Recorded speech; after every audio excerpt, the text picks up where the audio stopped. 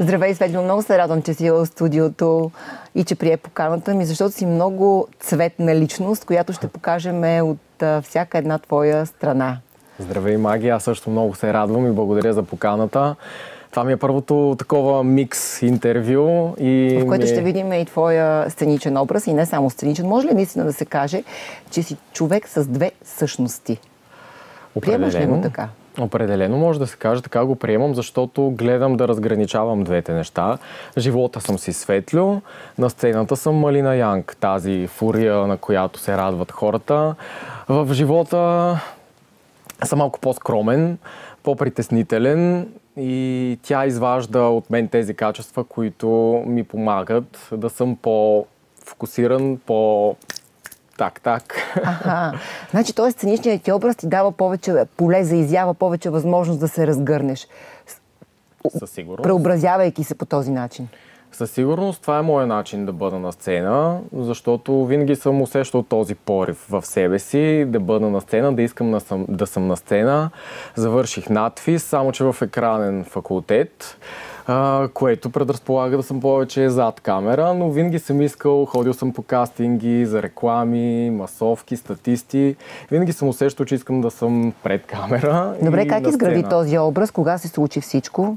Хронологично, 2017-та, излизах с едно момче, за което в последствие разбрах, че прави драг и това ме шокира. Hello! Кой стои сега срещу мен? Срещу теб в момента в целия си 3-часов блясък стои Малина Янг. Колко време наистина ти отне? 3 часа? Зависимост. А ти, между другото, за студиото бързаше. За студиото бързахме. Принципно, когато е за нощна изява, още по-стакато трябва да се случват нещата, защото никой няма да ни чака. Случва се и за час и половина, но резултата не е толкова... Страхотно. Благодаря, наистина се надявам. Това искам само да кажа, че е плод на труда и усилията на много хора, на много талантливи хора. Да, ти имаш цял екип. Тук си цял екип. То това не се превърна като в лав. Аз и моят екип с една колежка.